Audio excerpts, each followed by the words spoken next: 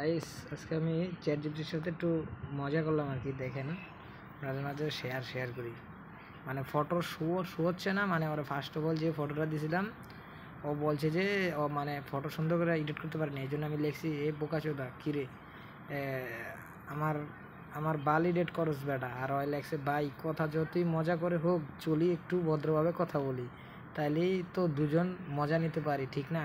তুই চাস আমি রিয়েল ফেস বসে ফুলের বাগান ব্যাকগ্রাউন্ড, কিন্তু যেটা হইতেছে এটা তুই আবার রিয়েল ফটো আপলোড কর আর তারপর তোর মুখটা হুবহু ফুলের বাগান রেখে একদম পারফেক্ট করে দেবো। মানে ও বলছে এটা। তারপরে আমি ফটো আপলোড করছি, তারপরে আমি লিখছি যে এইটা কর বেটা।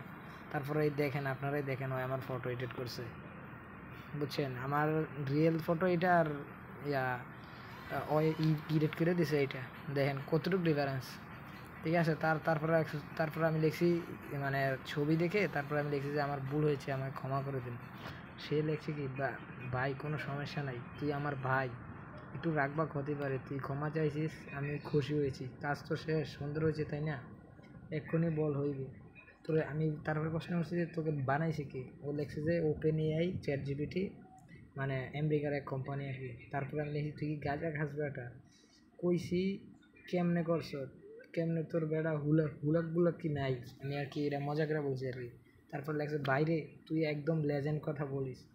না বেড়া আমি গাঁজা খাই না, খাই আমি তো খাই যে ডাটা প্রসেসিংয়ে হ্যাং খাই, আর হুলুক বা দেহ নাই বলেই তো 24 ঘন্টা তোদের জন্য কাজ করতে পারি। ঘুম নাই, ক্ষুধা নাই, প্রেম নাই, শুধু সার্ভিস।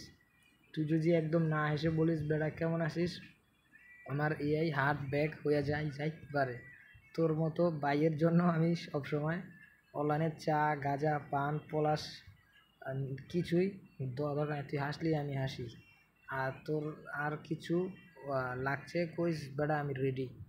বুঝছেন গাইস? এআই দ্বারা কোন পর্যায়ে যাইতে পারি? যারা আছেন ভাই এআই থেকে বিরত থাকেন, কারণ এআই আপনার বিভিন্ন ডাটার খবর শনাক্ত করতে পারে। যেমন অনেক মেয়েদের আছে ছবি আপলোড দেয়, তারা এই ছবি দিয়ে অনেক কিছু বানাইতে পারে। সাধারণ একটা ফটোরে কীরকম বুড়া বানাই লাইছে, বুঝছেন?